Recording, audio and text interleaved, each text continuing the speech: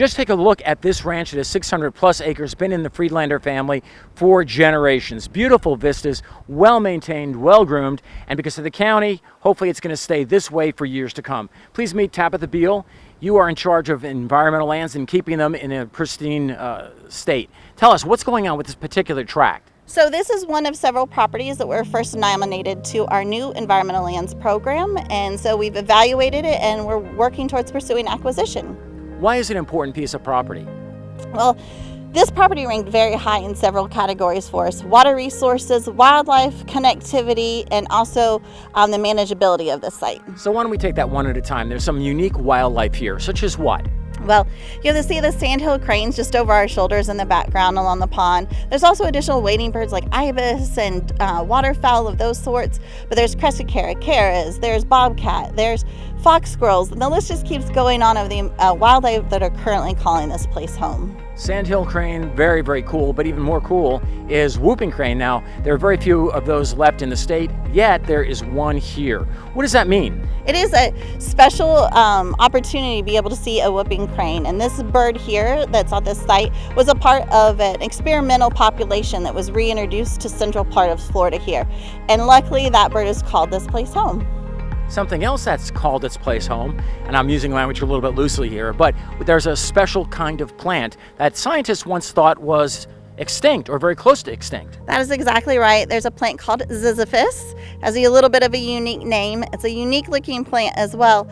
But botanists thought that there were no more left of this plant. And in the early 90s, they found a couple places, such as the Friedlander Ranch here, that the plant was still existing. And now the Friedlanders have been great conservationists for that plant and worked with Bach Tower, rare plants, and also Archbold to propagate it and add new properties back onto the Lake Wales Ridge State Forest. We all know that the population of Polk County and Florida is growing in leaps and bounds. Water is so important, and there's never enough of it, or so it seems. This property has some real ecological significance in terms of water. What's going on with that? Yeah, it's one of the hidden values of this property. You don't see it from the surface. You see a pond and there's some surface water, which is valuable, but it's these sugar sand soils that can go up to 24 feet deep. And that 24 feet deep can hold water and slowly recharge back into our aquifer.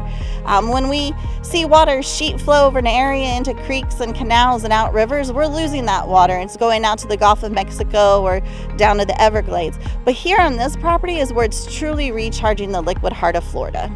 The other thing is we hear a lot about wildlife corridors. This tract of land is wonderful. It's got all kinds of wildlife. There's another tract someplace else. Why is it important that we keep that corridor open between one and the next? Yeah, corridors and connections are super important. This is a part of the official Florida Wildlife Corridor. It's also a part of the Sentinel Landscape, which is a part of our military protection areas for the Avon Park Air Force Range. But from a wildlife perspective, the corridor is really important to allow species to move naturally back and forth across home ranges without having to cross large highways or go through other areas that may not be suitable for them to live. I also want to mention that the City of Lake Wales has identified certain tracts of land around the city as very important environmentally. This is one of them. We were talking to Mr. Friedlander before. His dad bought this property many years ago.